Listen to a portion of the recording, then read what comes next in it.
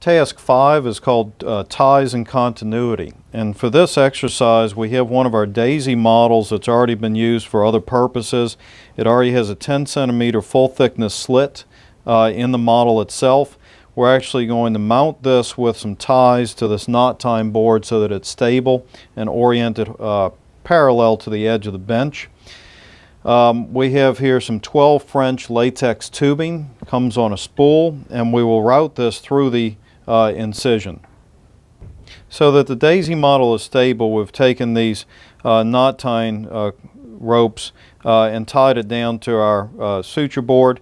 We'll then take a hemostat, and we're targeting going at the deep edge of this daisy abdominal wall layer, essentially between the yellow fat and the black fascia at the deep part of the wound.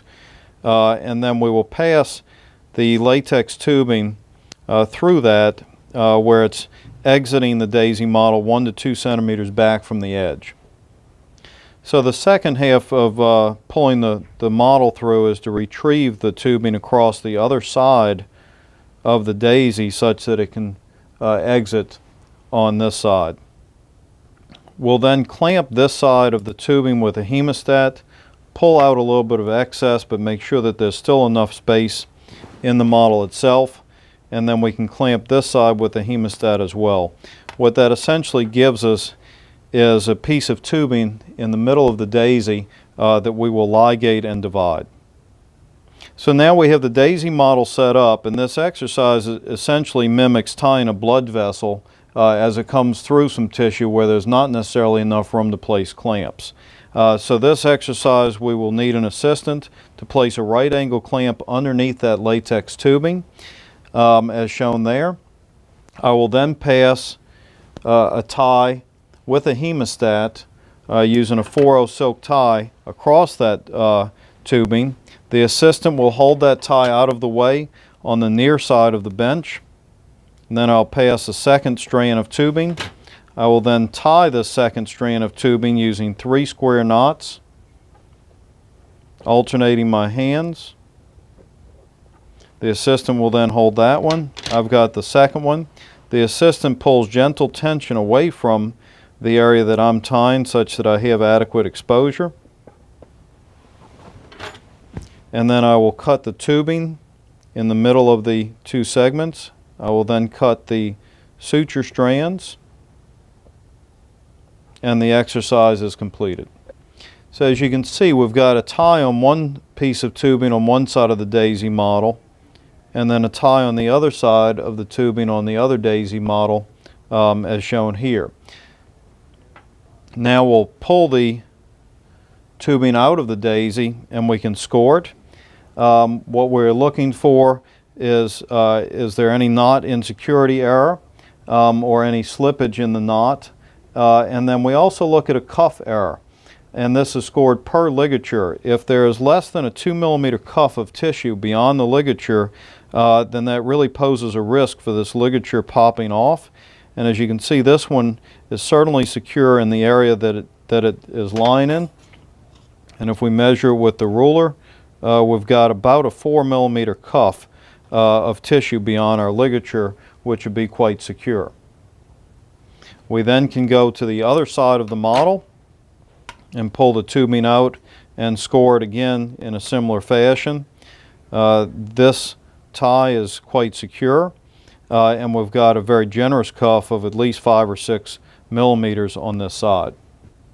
We'll do another repetition of this task more or less in real time. We'll have the assistant hold the right angle clamp. We'll pass the first ligature, which gets held towards the trainee on that side of the bench. We'll then pass the second ligature as shown here, and then I will tie that one down, taking care to pull towards that edge of the wound such that I'm going to maximize the amount of space between the 2 ties. And then I will tie down the second one,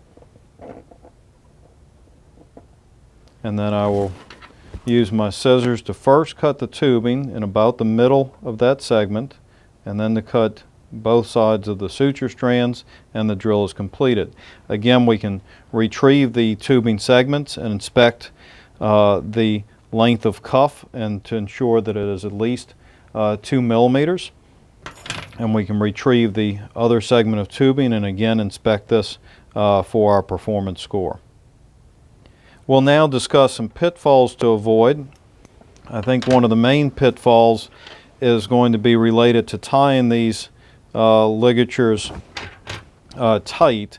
So I'll demonstrate if we leave one of these not quite tied down snug, as you'll see when we go to score it, there'll be some penalties associated with it. In contrast, I will tie this one down very tightly, but there are some other pitfalls to avoid. One of those being is if there is not very much tubing here and you cut very close to one of these segments, you could actually come across the suture strand itself, or at the very least not have the required 2 millimeter segment of cuff. So now we'll take a look at these. This is the one that I cut very close, only with 1 millimeter or so of cuff exposed, and even though the ligature is tight, quite often if you pull hard enough you can pop that off. We're fortunate that this one actually is tight enough to where it won't slide off, and so there's only a cuff error of 1 millimeter, but no problems with it slipping off.